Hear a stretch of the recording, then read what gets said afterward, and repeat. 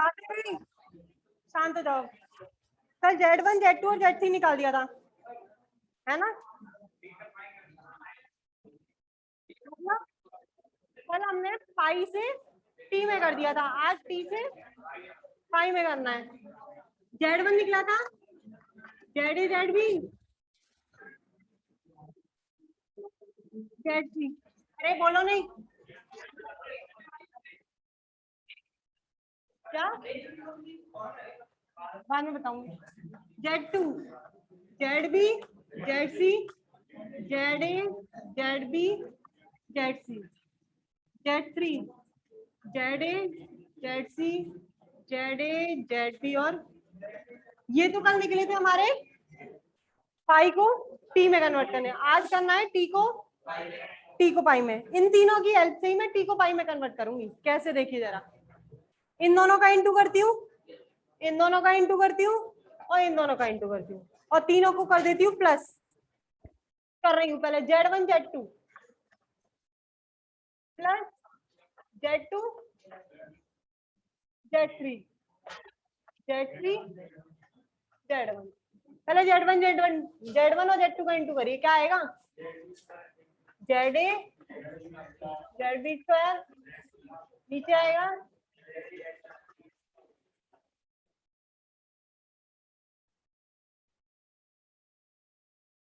Z2 Z3 ZA ZB same ZA ZB और ZC का whole square, last ZA square ZB ZC, नीचे ZA ZB ZC का whole square. ये तो ऐसे ही चलेगा ही। कॉमन ले लो, कुछ कॉमन आ रहा है? ZA ZB ZC, क्या बचेगा? ZB ZC ZA और नीचे क्या चल रहा है? ZA ZB ZC का फुल स्क्वायर। एक से cancel, ZA ZB ZC over ZA ZB ZC equals to में चल रहा है Z1 Z2 Z2 Z3 और Z3। बात नहीं करो, अब सुन लो जरा इधर। Z1 किसके बराबर है? ZA ZB upon ZA plus ZB plus ZC। हटाओ इसमें से ZA ZB ZA plus ZB plus ZC, इसकी जगह क्या रख सकते हैं? Z1, क्या बचेगा? ZC, और ये तो संग में चलेगा ही, Z1 Z2 Z2 Z3 और Z3 Z1। वैल्यू किसकी निकाल रही हूँ? हटाओ इसे,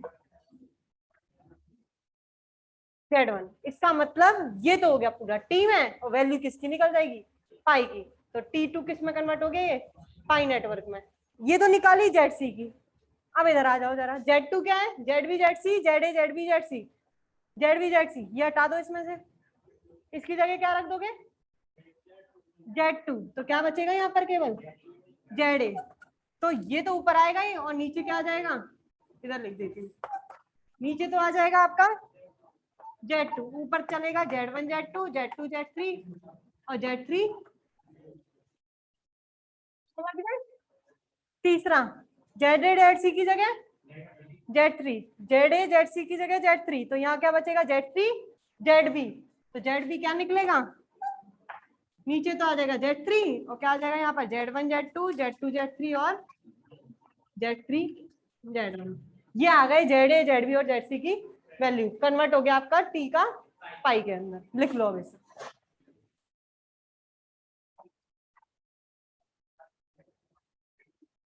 इक्वेशन नंबर डाली थी, देख लेना 8 9 10 आ रही है कि नहीं आ रही है। 7 8 9 आ रही है तो 7 8 9 कर लो, जो भी आ रही है। इसके बाद ये लिख देना 7 8 9 का उपयोग करने पर, फिर ये तीनों वैल्यू लिख देना।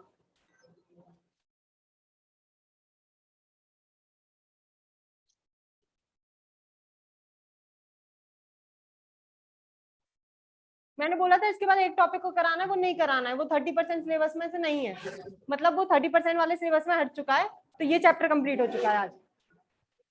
इसके बाद मैं नेक्स्ट चैप्टर स्टार्ट करवा रही हूँ।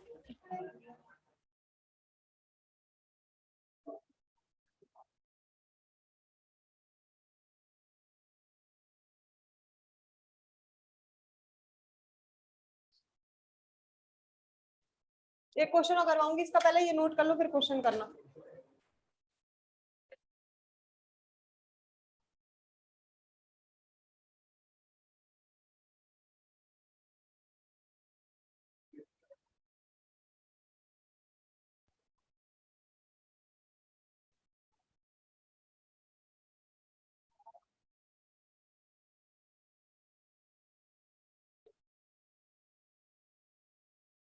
बुक के अंदर क्वेश्चन दे रखे हैं, क्वेश्चन कर लेना इनके अब जरा तुम लोग, ये तुम्हारा काम है अब करना।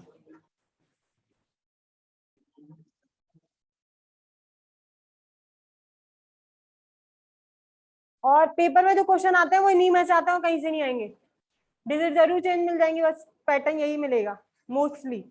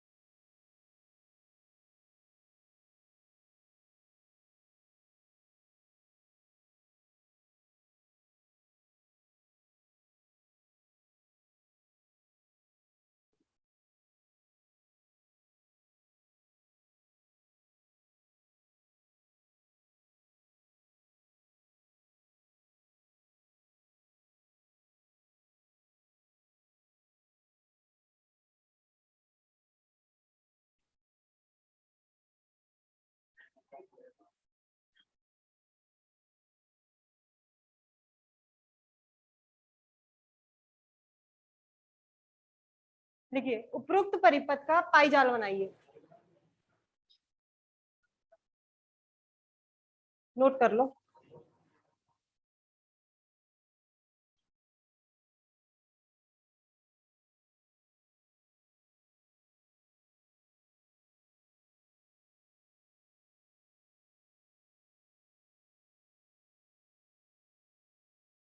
बनाओ फटाफट।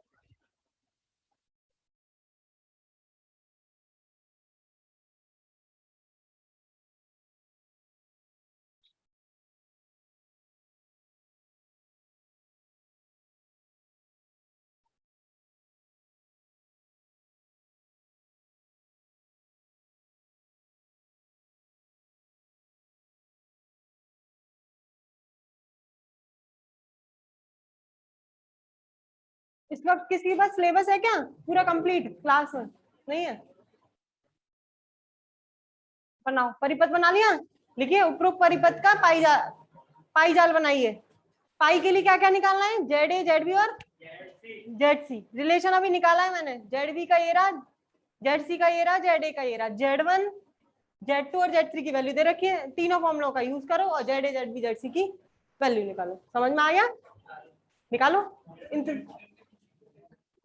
नहीं, Z one, Z two, Z three जैसे मैंने लेके करवाया है, क्योंकि फॉर्मूले मैंने उसी पैटर्न से निकलवाए हैं, इसलिए किसी को भी नहीं ले सकते। जेड वन ये, जेड टू ये, जेड थ्री ये, जैसे मैंने माने वैसे ही मानना है।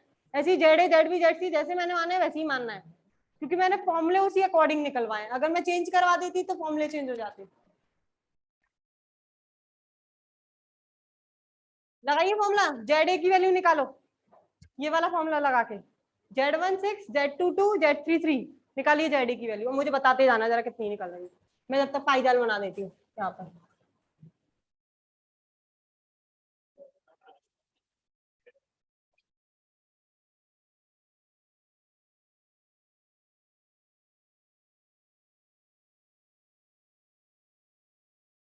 Z A, Z B, Z, कितना निकला Z A? 18 ohm. Z B Z C circuit बना दो। समझ में आ गए? तुम देख लेना, चेक कर लेना, यही वैल्यू निकलनी चाहिए Z A Z B Z C की। निकाल के दिखाऊं? कर लोगे? कोई प्रॉब्लम हो तो पूछो, बता देती हूँ निकाल के। नहीं तो ये तीनों फॉर्मूले लगाने हो, वही निकालनी है वैल्यू। पेपर में अगर ऐसे न्यूमेरिकल मिल जाए तो फॉर्मूले लगा के डायरेक्ट करने हैं। अगर नहीं मिलती है आपको, अगर कन्वर्जन आ जाता है पेपर में, तो पूरा आर्टिकल करना है, डेरिवेशन। सर्किट बना देना पाई का।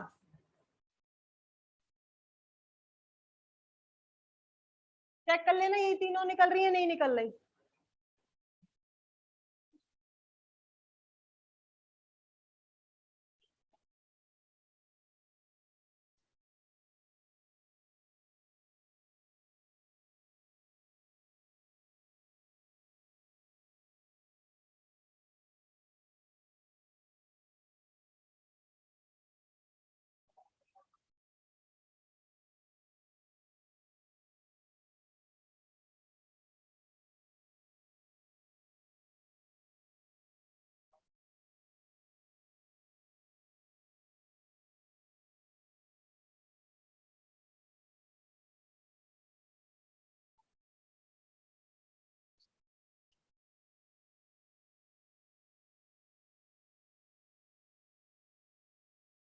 अच्छा एक चीज सुन लो जरा, हमने परस्परिकता प्रमेय पढ़ी थी ना, इसमें तुम लोगों की एक वैल्यू तो सेम निकल रही है, एक वैल्यू सेम नहीं निकल रही है। यही तो प्रॉब्लम थी क्वेश्चन के अंदर, एक वैल्यू तो सेम आ रही थी, एक नहीं आ रही थी। अब देखो जरा, उसमें थोड़ी सी मिस्टेक हो गई है थ्योरम के अंदर, वो बता देती हूँ क्या है, इसलिए नहीं निकल रही वो सेम। इस सर्किट में कितनी जा रही थी?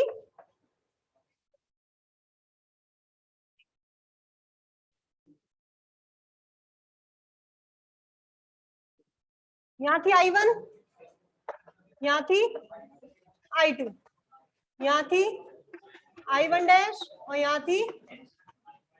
अब जरा सुन लो इधर, पारस्परिकता प्रमेय होता क्या है, जिधर बैटरी लगी रहती है, यहाँ बैटरी लग रही है तो यहाँ धारा कौन सी है, I1, और इसमें बैटरी लग रही है तो इसमें कौन सी है, I2 डैश। जिस साइड बैटरी लगी रहती है उन वाले लूपों की तो बराबर होती हैं, और जिन साइड बैटरी नहीं लगी रहती है उन दोनों की बराबर नहीं होती है। इसमें नॉट इक्वल टू का साइन लगा लो बीच में, जहां पर लगाया है ना I2 equal to I1 dash, उसमें नॉट इक्वल टू लगा लो।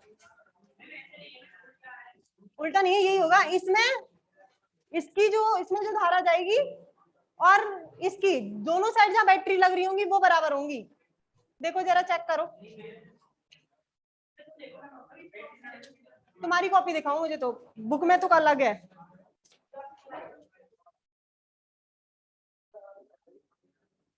तुम उधर जाओ, उधर जाओ, रिकॉर्डिंग चल रही है।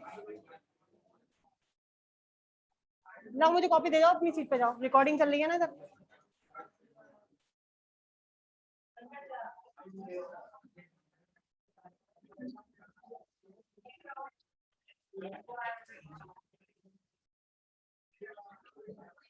उल्टा है, तुम्हारी कॉपियों में उल्टी ली हुई है। हाँ सुनो सुनो सुनो,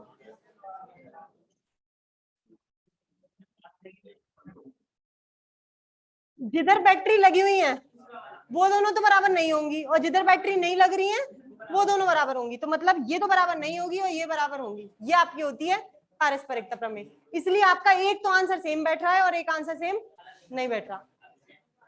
नहीं आए थे, एक में मिस्टेक है, तुमने बैठ गया होगा तुम्हारा सिंह गलती से, देखना मिस्टेक हो गई है उसमें। ठीक है, देखो इधर दोबारा, जिधर बैटरी लगी होती है वो धारा सेम नहीं होती है, और जिधर बैटरी नहीं लगी होती है वो धारा सेम होती है। इसमें तो नॉट इक्वल टू लगा लो, इसमें इक्वल टू लगा लो, खत्म पारस्परिकता प्रमेय, बाकी वही है सब कुछ। अब चैप्टर स्टार्ट कर रही हूँ सेकंड, डालिए नेक्स्ट चैप्टर सेकंड अर्धचालक, ये कर लो, बाकी सब तो सही है, बाकी सब सही है, ये कर लो बस चेंज। ये हो गया।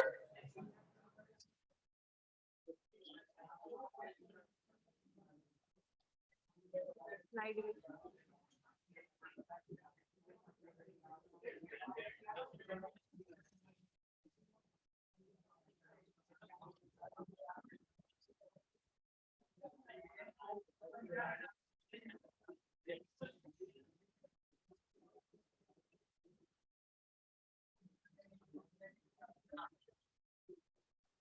चैप्टर का नाम डालिए नेक्स्ट, अर्धचालक, चैप्टर सेकंड है, यूनिट यही है। नाम सुना है? अर्धचालक क्या होते हैं? अर्धचालक 3 होते हैं। अच्छा, अर्धचालक कितने प्रकार के होते हैं मुझे ये बता दो।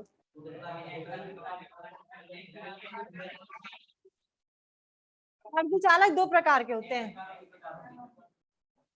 नैज अर्धचालक और अपद्रव्यी अर्धचालक, ये होते हैं। ये 2 प्रकार के अर्धचालक पढ़े आपने 12th क्लास में, ठीक है। और वैसे हम पढ़ते हैं जब किसी ऊर्जा स्तरों को बांटते हैं तो वो 3 में बांटते हैं। एक तो होता है आपका चालक, चालक कंडक्शन जिसे बोलते हैं, जिसमें धारा प्रवाहित हो सकती है, वो तो चालक होता है। एक होता है कुचालक, जिसमें धारा प्रवाहित नहीं हो सकती। एक होता है अर्धचालक, इसके अंदर धारा प्रवाहित होती भी है, 2 तरीकों से होती है। एक तो इलेक्ट्रॉन के द्वारा प्रवाहित होती है और एक होलों के द्वारा प्रवाहित होती है। इलेक्ट्रॉन और होल में डिफरेंस पता है?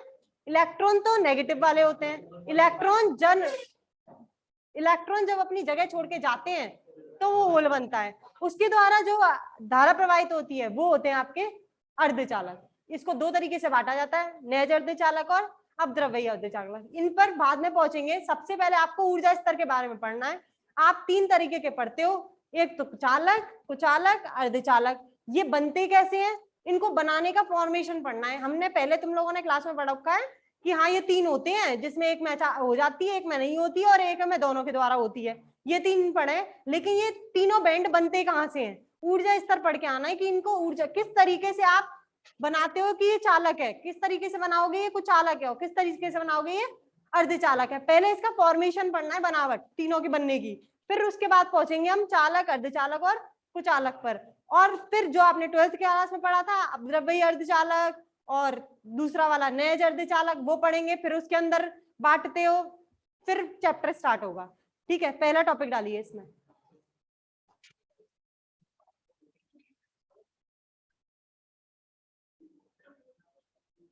ठोसों में ऊर्जा बैंड।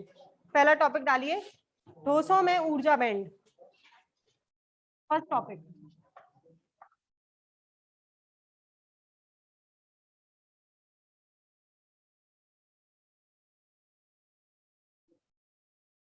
चैप्टर थोड़ा थ्योरेटिकल चैप्टर है, अच्छे से पढ़ना ही वाला।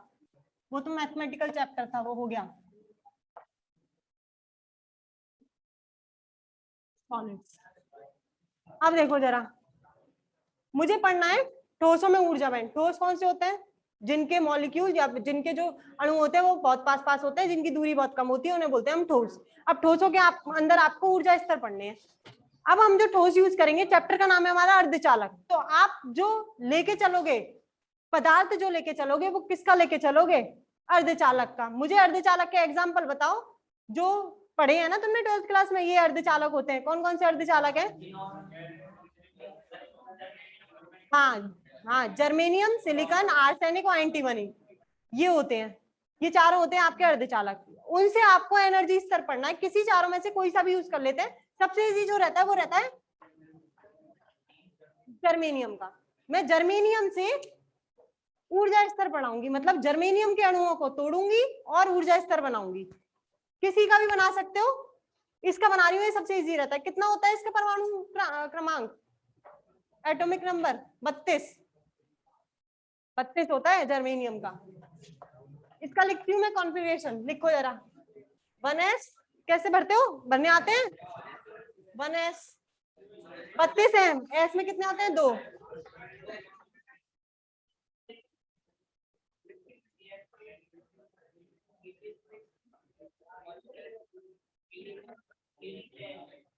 गिन लो, 2 2 4 6 4 10, 10 2 12, 12 और 6 18, 18 और 2 20, 30, 32। ये हो गया इसका इलेक्ट्रॉनिक कन्फिग्रेशन। आगे समझ में? ये जर्मेनियम का है। अब मुझे क्या करना है, इनको ऊर्जा स्तरों में बांटना है, इनकी ऊर्जाएं निकालनी है। आपने ये इलेक्ट्रॉन भरे हुए हैं, इलेक्ट्रॉन्स भरे हुए हैं। इलेक्ट्रॉन एक तो होते हैं आपके पॉजिटिव और एक होते हैं नेगेटिव, 2 इलेक्ट्रॉन होते हैं। अब हमने जब इनके बीच की ऊर्जाएं निकालनी है तो मैंने एक फॉर्मूला पढ़ा है भाई ऊर्जा निकालने का। दोनों इलेक्ट्रॉन्स के बीच में ऊर्जा निकलती है, कितनी होती है, K Q1 Q2 over R square तो आता है बल के अंदर, और ऊर्जा में होता है केवल R, दोनों में डिफरेंस रहता है। अब ये ऊर्जा R होती है, एक प्लस का है एक माइनस का है, तो साइन किसका चलेगा, ऊर्जा का, माइनस का। इसका मतलब जो U रहता है वो व्युत्क्रमानुपाती रहता है R का। R का मान अगर कम है तो आपकी ऊर्जा ज्यादा होगी। R मतलब दोनों जो वो बनाओगे आप ऑर्बिटल, ये तो भरते हो, ये न्यूक्लियस होता है अंदर, फिर पहला कक्ष, दूसरा कक्ष, तीसरा कक्ष। R जो होती है वो होती है दूरियां, यहां से लेकर यहां तक की, यहां से यहां की। पहला होता है n बराबर 1, पहला कक्ष, n बराबर 2, n बराबर 3, n बराबर 4। सबसे ज्यादा त्रिज्या किसकी होगी, n बराबर 4 की, और सबसे कम त्रिज्या होगी n बराबर 1 की। मुझे अब इसका ग्राफ बना रही हूं मैं, कैसे भरेंगे। u किसके व्युत्क्रमानुपाती है r के। अगर मैं u और r के बीच में वक्र बनाऊं, सीधी रेखा क्यों बनेगी, व्युत्क्रमानुपाती है, बनेगा ग्राफ, वर्ग में बनेगा। लेकिन ये माइनस साइन है तो यहाँ क्या लगेगा, माइनस। तब मैंने तो जो बनाया वो किस में बनाया है, ये प्लस के लिए। अगर मुझे माइनस के लिए बनाना है तो ग्राफ बनेगा नीचे, और नीचे ग्राफ कैसे जाएगा, ऐसे ही बनेगा। इधर आ जाओ जरा, ये ग्राफ बनेगा आपका ऐसे, क्योंकि ये माइनस में है, या तो इधर बनेगा या फिर कहीं भी बन सकता है, दोनों नेगेटिव साइड में। अब मुझे ग्राफ बनाना है, अब ग्राफ बनाती हूँ जरा। दूरी पॉजिटिव रहती है, हाँ तो दूरी पॉजिटिव रहेगी। अरे ऊर्जा नेगेटिव हुई ना, दूरी को मैंने कब बोला नेगेटिव हो रही है, ऊर्जा नेगेटिव हो रही है, दूरी तो बढ़ी रही है। ग्राफ ऐसा बनेगा, मतलब नीचे की साइड आएगा ग्राफ। अब देखो मैं ग्राफ बनाती हूँ, देखते जाना जरा। यहाँ पर एक ग्राफ तो जा रहा है आपका ऐसे, और ये जा रहा है आपका एक ग्राफ ऐसे, ऐसे ही जा रहा है। मैं नीचे वाला बना दिया, ऊपर वाला छोड़ दिया। ऊपर वाला तो प्लस का, हमें मतलब ही नहीं है प्लस के लिए, ऊर्जा के लिए आपको। और ये कितने परमाणु अगर आप बना रही हो, एक का, जर्मेनियम के लिए, तो इसका मतलब ये एक परमाणु का ग्राफ है। तो मैंने यहाँ पर लग दिया, जो ये परमाणु हो गया एक परमाणु का ग्राफ, ये नाभिक हो गया उस परमाणु का। मैंने बताया था बीच में प्लस होता है तो पहला n बराबर 1 होता है, n बराबर 2 होता है, n बराबर 3 होता है, ऐसे ही तो बढ़ते जाते हैं आपके कक्ष की अंक की संख्या। मैं बना रही हूँ यहाँ n बराबर 1, अभी कुछ पूछना मत, अभी मैं खुद बताऊंगी। n बराबर 2, n बराबर 3, n बराबर 4। इसका मतलब ग्राफ, ये नेगेटिव साइड है, ये सबसे कम होगा, ये उससे ज्यादा होगा, ये उससे ज्यादा होगा, और ये सबसे ज्यादा होगा।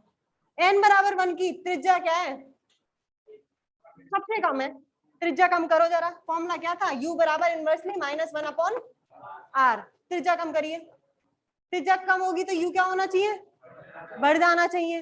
पर ऋणात्मक साइन होने के कारण ऊर्जा क्या हो जाती है इसकी, घट जाएगी। तो इसका मतलब n बराबर 1 पर ऊर्जा क्या रहती है, सबसे कम रहती है। ये जो लाइन चल रही है वो किसकी है, आपकी ऊर्जा की। n बराबर 1 पर ऊर्जा क्या होती है, वैसे सबसे ज्यादा होनी चाहिए, पर नेगेटिव साइन होने की वजह से ऊर्जा क्या हो जाती है, कम हो जाती है। n बराबर 1 पर ऊर्जा सबसे कम, फिर त्रिज्या बढ़ गई 2 के लिए, फिर ऊर्जा क्या होनी चाहिए, बढ़नी चाहिए, बढ़ेगी बढ़ेगी बढ़ेगी, क्योंकि n बराबर 1 पर त्रिज्या कम है, ऊर्जा बढ़नी चाहिए, पर नेगेटिव साइन के मारे ऊर्जा कम हो जाती है। तो 1 की कम हो गई, फिर 2 पर आए, त्रिज्या बढ़ी, त्रिज्या बढ़ी, ऊर्जा और कम होनी चाहिए, पर नेगेटिव साइन के मारे बढ़ जाती है, बढ़ गई। 3 पर फिर बढ़ गई, 4 पर फिर बढ़ गई। ये ग्राफ हो गया। अब मैं ऊर्जा स्तर बना रही हूँ, इसको जरा थोड़ा सा मैं ब्रॉड कर दूं, मुझे ऊर्जा स्तर बनाना है इसके अंदर। ग्राफ तो वही है,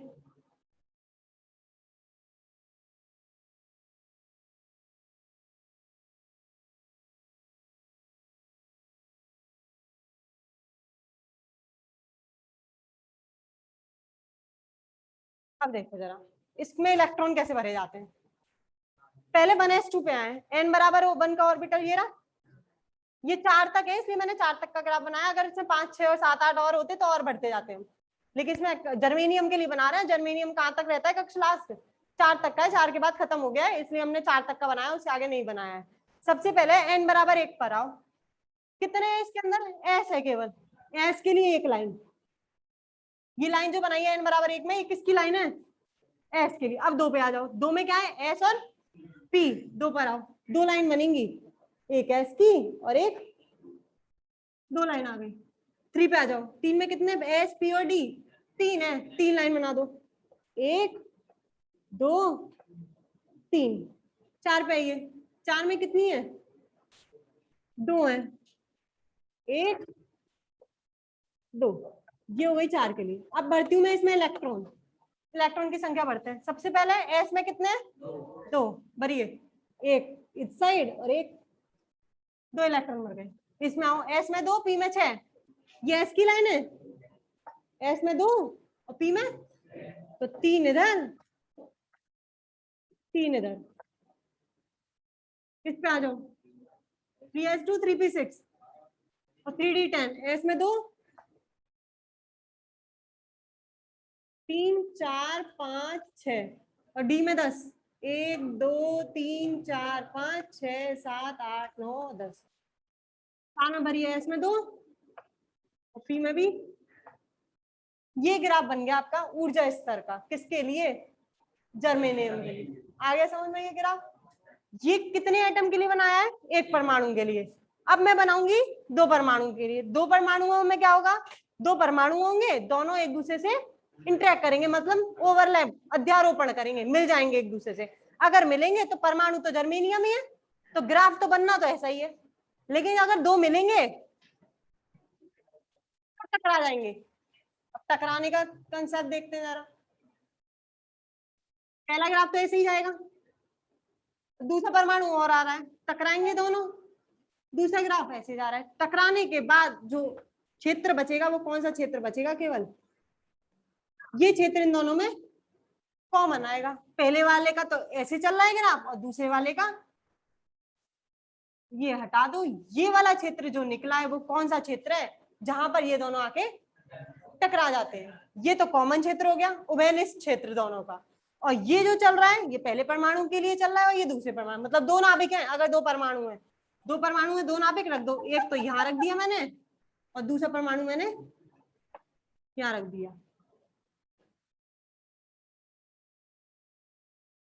ये एक परमाणु के लिए, ये 2 परमाणु के लिए बना रही हूँ, और ये इन दोनों का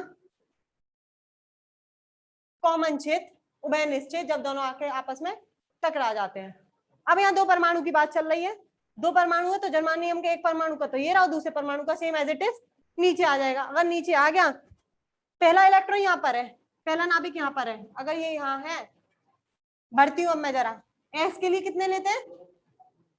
एस के लिए लाइन तो एक ही बनती है, इलेक्ट्रॉन 2 है, लाइन कितनी बनाते हैं? एक, लेकिन 2 परमाणु है,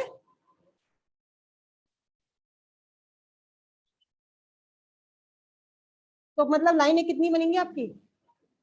पहली लाइन पहले परमाणु की, दूसरी लाइन, और दोनों किसके लिए? एन बराबर, आया था हमने, 2 परमाणु है तो 2 लाइन बना दी, एक पहले वाले के लिए, ये दूसरे वाले के लिए। अब आ जाओ एन बराबर 2 पर, 2 बराबर 2 पर कितने? एच और पी, अब कितनी बनेंगी? 4, 2 उसकी 2 उसकी, बनाइए 4, 1 2, जैसे मैं बना रही हूँ वैसे ही बनाना है, देखते जाना, इसलिए अच्छे से बनाना ग्राफ। 3 और 4 ये बनाए एन बराबर 2 के लिए, 2 एस की 2 पी की। एन बराबर 3 पर कितने? 3, तो 3 2 का हो जाए, 2 के मिलाएंगे 6, तो मतलब 6 लाइनें बननी है एन बराबर 3 के लिए। 1 2 3 4 5 और ये हो गई आपकी 6, ये हो गई आपकी एन बराबर 3 के लिए।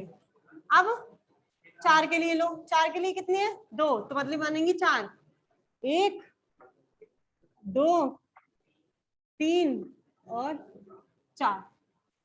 4 को मैंने आधा क्यों छोड़ा है, ऊपर क्यों छोड़ा है, इनके बीच में इंटरेक्ट क्यों नहीं कराया, क्योंकि ये पूरा फिल नहीं है। पी में 6 आने चाहिए पर ये पूरा फिल नहीं है, मतलब 4 वाला हमारा आधा भरा हुआ है, पूरा नहीं भरा हुआ है, इसलिए मैंने इसको ऊपर बना दिया। ये इनसे इंटरेक्ट नहीं कर रहा है, कॉमन नहीं है, ये हटा दिए। किसके लिए हो गया, n बराबर 4 के लिए। अब देखो जरा, एस के इलेक्ट्रॉन भरेंगे, ये बीच में इन दोनों के कॉमन एरिया है, तो मतलब जो पहले का 2 इलेक्ट्रॉन है वो इसमें जाएंगे और पहले के 2 इलेक्ट्रॉन दूसरे वाले इसमें जाएंगे, लेकिन दोनों एक दूसरे को क्रॉस नहीं कर सकते। क्रॉस क्यों नहीं कर सकते, पहले के यहाँ भरूंगी दूसरे के यहाँ भरूंगी, लेकिन ये दोनों एक दूसरे को क्रॉस नहीं करेंगे क्योंकि इनके बीच में म्यूचुअल इंटरेक्शन, ये कॉमन क्षेत्र ऐसा आ गया जो इनको आर पार नहीं जाने देगा। दूसरे पे आओ, सेम दूसरे में भी यही है, पहले के दूसरे के भरे जाएंगे लेकिन दोनों के बीच में कॉमन क्षेत्र है जिसकी वजह से ये दूसरे को पार नहीं करेंगे। सेम तीसरे में होगा, लेकिन चौथे वाले में कोई भी इनके बीच में उभयनिष्ठ क्षेत्र नहीं है, तो इसके इलेक्ट्रॉन तो इसमें चले जाएंगे, इसके इलेक्ट्रॉन इसमें आ जाएंगे, मतलब ये अपनी वैलेंसी पूरी कर सकते हैं। ये इसको ये दे सकता है और अगर इसको जरूरत है तो ये दे दे, तो ये अपनी पूरा कर लेगा ऑर्बिट, अगर इसको जरूरत है तो ये दे दे तो ये पूरा कर लेगा, क्योंकि चौथा वाला आपका क्या है, खाली है, उसको इलेक्ट्रॉनों की जरूरत है, तो वो दूसरे से क्या ले करेगा, लेगा। अगर इसको पूरा होना है तो इससे ले लेगा, अगर इसको पूरा होना है तो इससे ले लेगा। लेकिन ये वाले जो ऐसे हैं जिनको जरूरत नहीं है, इसलिए एक दूसरे को शेयरिंग नहीं करेंगे। ये ग्राफ बन गया आपका दो परमाणुओं का, जिसके अंदर दोनों एक दूसरे के ऊपर क्या हो, दोनों एक दूसरे से क्या हो रहे हैं, टक्कर कर रहे हैं या फिर ओवरलैप है, अध्यारोपित है, उनका ग्राफ तो ये है। ये ग्राफ है आपका एक परमाणु के लिए। समझ में आया दोनों? चलो लिखना स्टार्ट करो। ग्राफ ऐसे ही बनाना है जैसे मैंने बनाया है, अभी ग्राफ नहीं बनाना है, अभी तो थ्योरी लिखनी है पहले।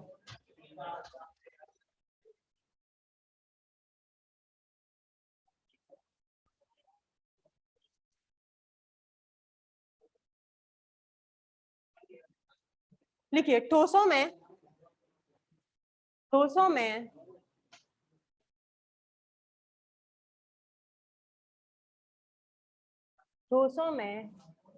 परमाणुओं के मध्य की दूरी बहुत कम होती है। ठोसों में परमाणुओं के मध्य की दूरी बहुत कम होती है,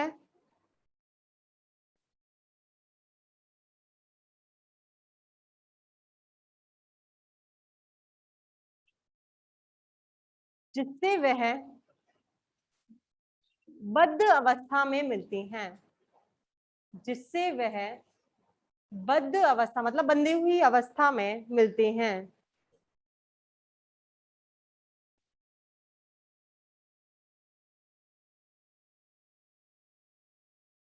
जर्मेनियम एक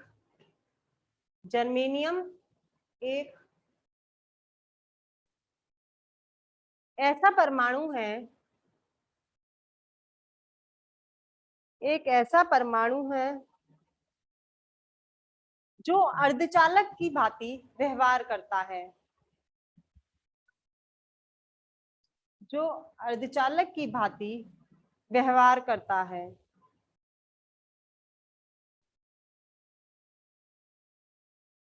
इन इलेक्ट्रॉनों का कक्षों में वर्गीकरण निम्न है। कक्षों में वर्गीकरण निम्न है। इसका ये लिख दो जरा, जर्मेनियम का 1s2 2s2 2p6 3s2 3p6 3d10 4s2 4p2, ये लिखो इसका वर्गीकरण पूरा जर्मेनियम का।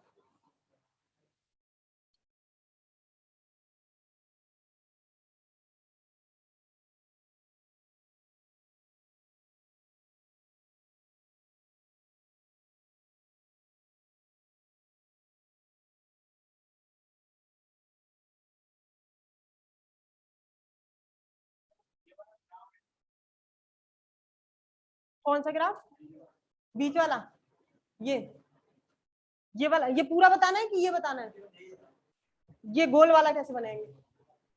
ये दोनों जब टकराएंगे, ये है एक ये रहा इसका परमाणु, टकरा गए, तो ये दोनों टकराएंगे तो हमें पता है इनका जो वक्र बनता है वो कैसे बनते हैं आपके, टकरा गए। तो ये वाला जो कॉमन क्षेत्र निकला वो क्या है आपका, बीच वाला। मैंने 3 तक इसलिए लिया है क्योंकि जर्मेनियम के जो चौथे वाले ऑर्बिटल का होता है वो पूरा फिल नहीं होता है, खाली है। खाली है तो इससे दूसरे इलेक्ट्रॉनों की जरूरत है पूरा होने के लिए। पी के पास कितने हैं? 2 होने कितने चाहिए? 6। कितने परमाणुओं की जरूरत है? 4। तो इसका मतलब ये खाली है, यहाँ तक पूरे भरे हुए हैं। पूरे भरे हुए हैं तो इनके बीच में शेयरिंग नहीं होगी, आपस में नहीं देंगे। लेकिन चौथा वाला शेयरिंग करने के लिए चालू है कि वो कर सकता है, तो इसको इसलिए यहाँ पर इंटरेक्शन नहीं होता, इससे ऊपर जाकर चौथा जाता है। आगे समझ? क्या लिखवा रही थी मैं, भूल गई। अच्छा, इसका कंफिगरेशन लिखा है पैराग्राफ चेंज करने के लिए। एकल परमाणु के लिए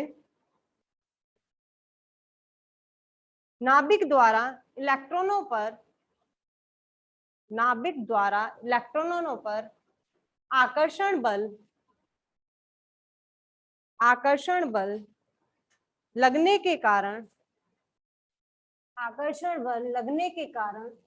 ऋणात्मक ऊर्जा होती है। आकर्षण में तो ऋणात्मक होता है और प्रतिकर्षण में धनात्मक होता है। स्थितिज ऊर्जा ऋणात्मक ऊर्जा होती है जिसके कारण इलेक्ट्रॉन परिबद्ध क्षेत्र में ही गति करते हैं।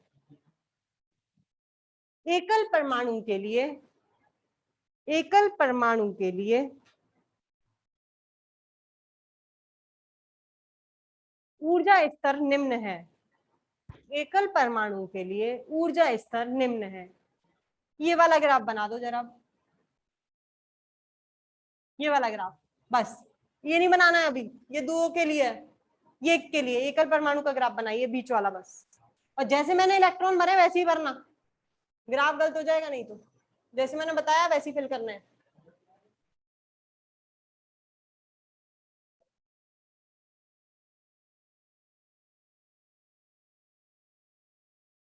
ये ऊर्जा की रेखा है।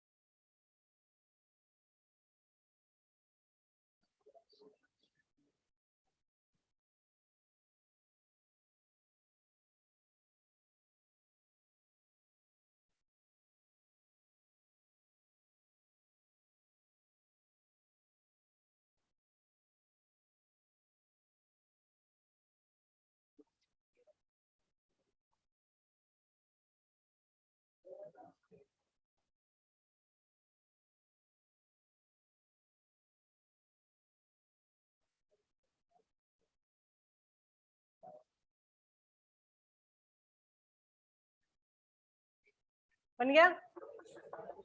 नीचे लिख देना एकल परमाणु के लिए, नीचे लिख देना एकल परमाणु के लिए।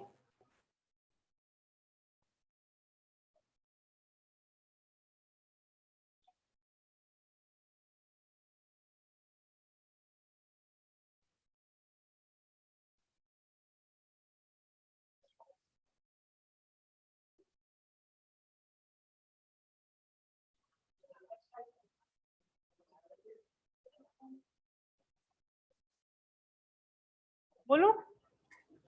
अब 2 परमाणुओं के लिए करना है, बनाना नहीं है अभी, मैं बोल दूं फिर बनाना है। ये बन गया? लिखिए, जब किसी ठोस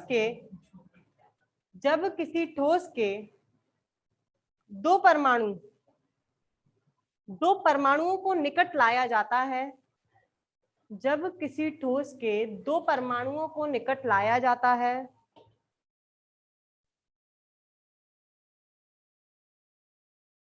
तो एक परमाणु का नाभिक एक परमाणु का नाभिक दूसरे परमाणु के इलेक्ट्रॉनों से अन्योन्य क्रिया करते हैं,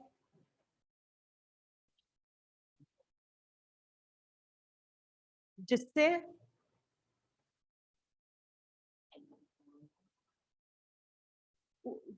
अन्योन्य क्रिया करते हैं जिससे दोनों परमाणुओं के प्रत्येक ऊर्जा स्तर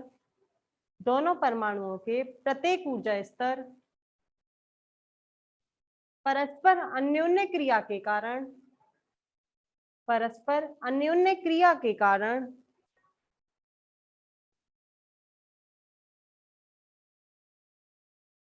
दो ऊर्जा स्तरों का समूह बना लेते हैं।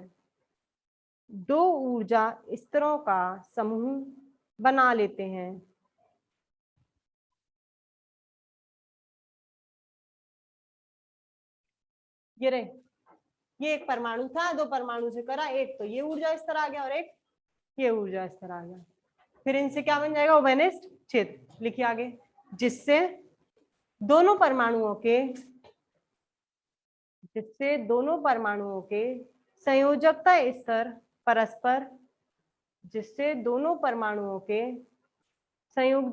ऊर्जा स्तर परस्पर उभयनिष्ठ हो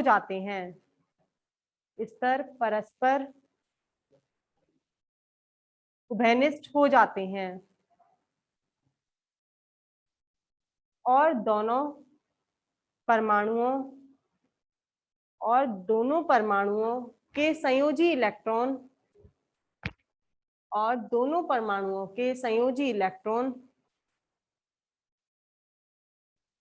एक परमाणु से दूसरे परमाणु में आ जा सकते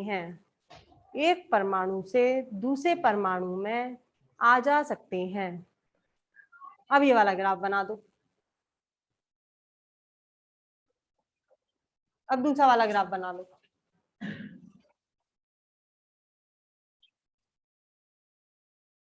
ये वाला ग्राफ बना लो, ये तो कंप्लीट हो गया। ये एक परमाणु के लिए था और ये दो परमाणुओं के लिए हो गया।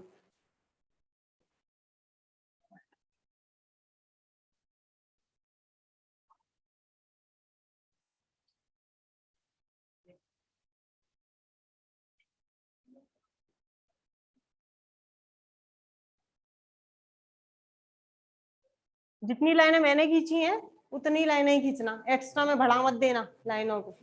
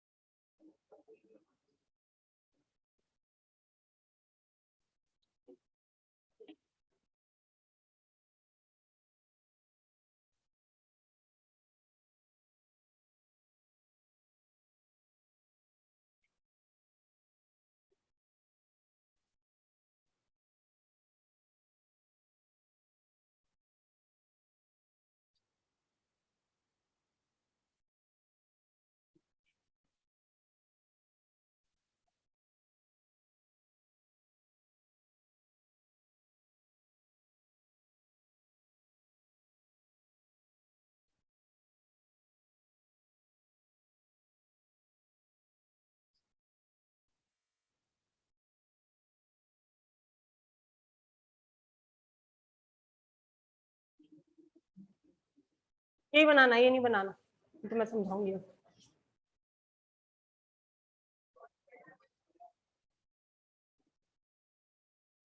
बन गया? इसका मतलब है नहीं, इसे नहीं बनाना, यही बनाना बस। इस ये दो ऊर्जा स्तर में टूटे हैं। दो ऊर्जा स्तर में कब टूटे?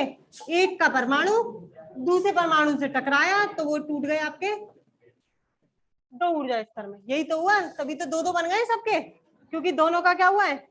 इंटरेक्शन हुआ। इसका एक इलेक्ट्रॉन उसके दूसरे इलेक्ट्रॉन से टकराया तो दो ऊर्जा स्तर में टूट गए। अब बहुत सारे के लिए बनाएंगे। ये बन गया, फिर समझाऊं अगला। दो परमाणु रखे हुए, ये दो परमाणु यहाँ रखना है इनके बीच में। ये दोनों के नाभिक हैं ये। हाँ, ये पहले दूसरे का पहले का। अब देखो इधर, अब मैंने क्या किया? पहले तो केवल एक परमाणु था, फिर दोनों को मिलाया, अन्योन्य क्रिया करवाई, इसका एक इलेक्ट्रॉन इसके एक इलेक्ट्रॉन से टकराया तो वो 2 ऊर्जा स्तर में टूट गए। अब मैंने क्या करा, इसके सारे इलेक्ट्रॉन से टकराएंगे तो क्या होगा, एक परमाणु टूटेगा बहुत सारों में, टूटता जाएगा टूटता जाएगा टूटता जाएगा, सबसे टकराएगा एक, तो बहुत सारे ऊर्जा स्तर बनाएगा। जब ये पूरे ऊर्जा स्तर इतने पतली पतली लाइनें बन जाती हैं कि हमें डिफरेंस करना मुश्किल हो जाता है कि कितनी लाइनें हैं इसकी, कितनी ऊर्जा स्तर है, इसमें समझ में नहीं आ रहा, क्योंकि एक इलेक्ट्रॉन बहुत सारों से टकरा रहा है तो ऊर्जा स्तर बहुत सारे हो गए। जब ये लाइनें समझ में आना बंद हो जाती है कि कितनी लाइनों में टूटा, तो इसको बोला जाता है इसका ऊर्जा बैंड। आया समझ में ऊर्जा बैंड क्या होता है? एक इलेक्ट्रॉन से टकराएगा, 2 में टूटेगा। जब एक इलेक्ट्रॉन दूसरे परमाणु के सारे इलेक्ट्रॉन से टकरा रहा है तो मतलब वो बहुत सारों में टूट रहा है। अब टूटना इतना ज्यादा टूटता है कि हमें समझ में नहीं आती कितनी ऊर्जा स्तर है। इसमें तो दिख रहा है 2 ऊर्जा स्तर में टूट रहा है, लेकिन इसमें समझ में आना बंद हो गया कितने ऊर्जा स्तर हैं। जब एक परमाणु बहुत सारी ऊर्जा स्तरों में टूट जाता है तो उसको बोलते हैं उसका बैंड। ऊर्जा स्तर चेंज हो जाता है आपका ऊर्जा बैंड के अंदर, वो होता है ठोसों का ऊर्जा बैंड। जो टॉपिक चल रहा है वो ये है। अब मैं क्या करूंगी, एक इलेक्ट्रॉन को चारों से टक्कर करवाऊंगी और बहुत सारे आपके इलेक्ट्रॉन में टूटेगा। अब देखो क्या करते हैं, ग्राफ बना रही हूँ दूसरा।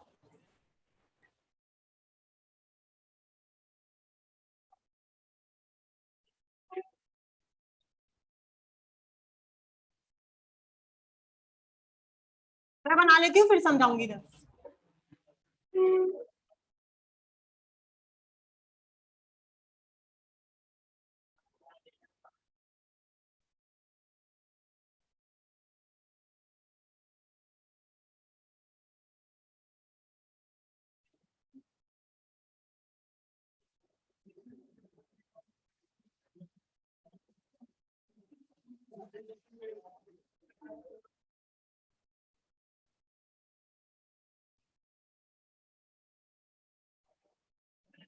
बातें क्यों हो रही है?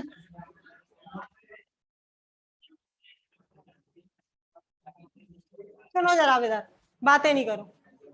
ये लाइन इस पे टच नहीं है, ध्यान रखना, टच मत कर देना तुम लोग भी। मैंने ग्राफ जो बनाया है वो बनाया है आर और ई के बीच में। आर मतलब त्रिज्या, ई मतलब ऊर्जा। अब देखो, मैंने 2 परमाणु लिए, ये रहे 2 परमाणु, पहला कक्ष, दूसरा कक्ष, तीसरा कक्ष, चौथा कक्ष। ये चौथा कक्ष है, सेम इसका पहला दूसरा तीसरा चौथा। लास्ट वाला मैंने बताया था, लास्ट वाला खाली है आपका, उसके अंदर पूरे नहीं है। पूरे नहीं है तो वो एक दूसरे को क्या करेंगे, शेयरिंग करेंगे, आपस में देना चालू कर देंगे। तो ये दोनों क्या हो जाते हैं, टकरा जाते हैं। पहले भी करा था हमने, चौथा ही टकराया था, जिसकी वजह से वो क्या बन गया था, आपका कॉमन क्षेत्र आ गया था। ऐसे इसमें जो पीछे वाले होते हैं उनके अंदर इलेक्ट्रॉन नहीं होते, एक दूसरे से क्या हो जाते हैं, टक्कर कर लेते हैं। शायद इसके पास हो तो मैं इससे ले लूं, इसलिए दोनों क्या हो जाते हैं, टकरा जाते हैं एक दूसरे से। कर गए टक्कर, टक्कर कर गए तो मैंने माना यहां से, पहले जब टक्कर नहीं कर रहे थे तो दोनों के नाभिक के बीच की दूरी ज्यादा थी, ज्यादा होगी।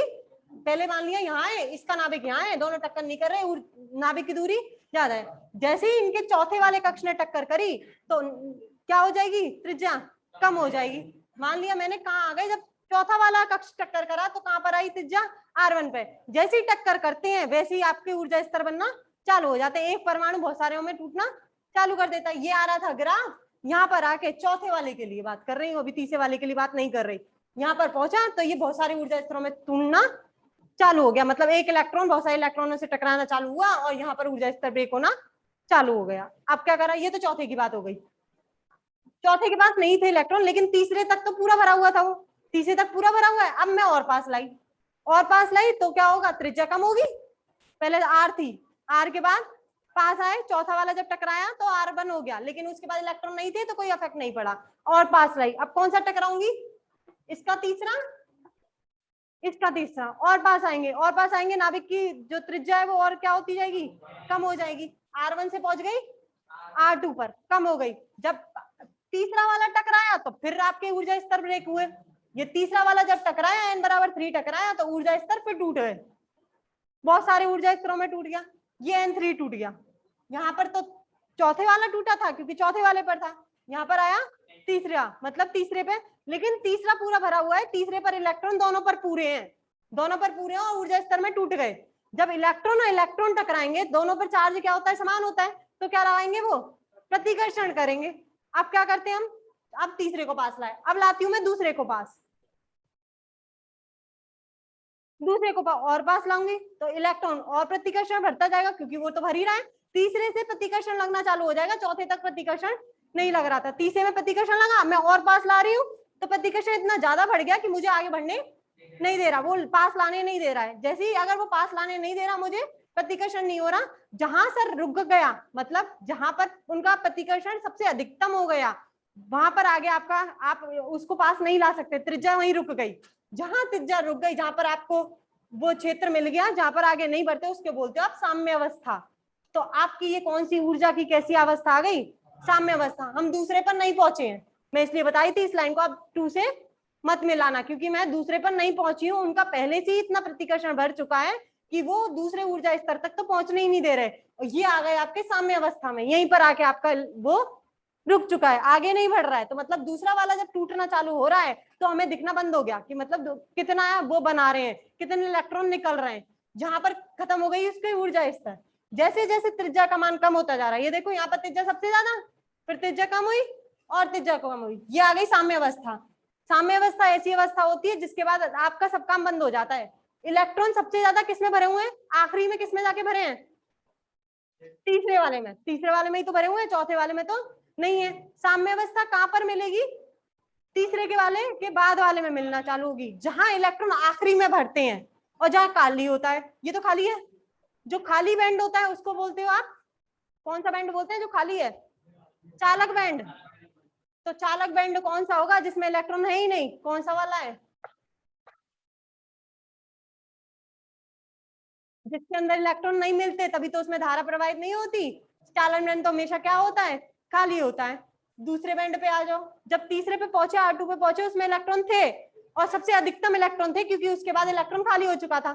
ये पूरा भरा हुआ था, पूरा भरा हुआ था, तो मतलब ये जो बैंड है जो आखिरी में जाके सबसे ज्यादा पूरा भर जाता है, उसको बोलते हो आप संयोजकता बैंड। तो ये बैंड जो कहलाता है वो कौन सा कहलाता है? इसे बोलते हैं कंडक्शन बैंड, इसे बोलते हैं वैलेंस बैंड। वैलेंस बैंड में पूरे इलेक्ट्रॉन होते हैं और कंडक्शन बैंड में एक भी इलेक्ट्रॉन नहीं होता। और दोनों के बीच में जो ऊर्जा का अंतर होता है, ये ऊर्जा ही तो चलता है, ये कहलाता है आपका ऊर्जा अंतराल, जिसे आप रिप्रेजेंट करते हो डेल्टा ई जैसे। आ गया समझ में? चालन बैंड कौन सा होता है, संयोजकता बैंड कौन सा होता है, और दोनों के बीच का अंतर क्या होता है? ऊर्जा अंतराल। अब यहां से पढ़ते हैं हम कंडक्टर, इंसुलेटर और सेमीकंडक्टर, तीनों पढ़ने हैं। आपको पता है कंडक्टर वो होते हैं जिसके अंदर इलेक्ट्रॉन्स जाते हैं, मतलब धारा प्रवाहित होती है। कुचालक वो होते हैं जिनमें धारा प्रवाहित नहीं होती है। कुचालक मतलब हमेशा कोई सा भी पढ़ लो, चालक या कुचालक, ये तो चालक बैंड है, ये संयोजकता बैंड है। चालन बैंड खाली होगा, इलेक्ट्रॉन किसमें मिलेंगे? केवल हाँ वैलेंस बैंड में, चालन इस वाले संयोजकता बैंड में, और दोनों के बीच में जो अंतराल कहलाता है वो होता है डेल्टा ईजी, ऊर्जा अंतराल इनका। अब कुचालक की पहचान क्या होती है? अगर डेल्टा ईजी का मान 5 इलेक्ट्रॉन वोल्ट से ज्यादा होगा तभी ये इसमें जंप कर पाएंगे, नहीं तो इसमें जा नहीं सकते। अगर ये 5 इलेक्ट्रॉन वोल्ट से इनके बीच का ज्यादा होगा तभी ये किस में जाएंगे?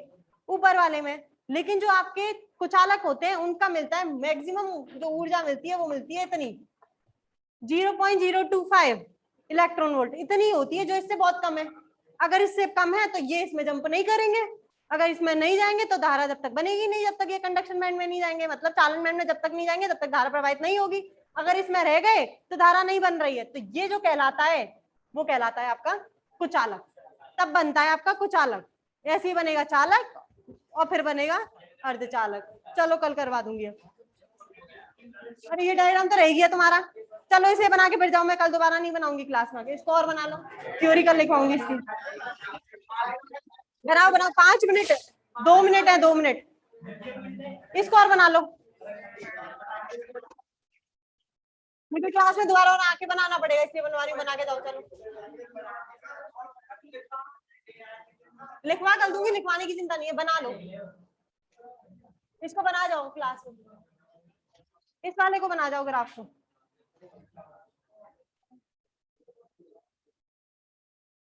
बनाते जाओ और जाते जाओ, जिसका बन जाए वो चले जाना।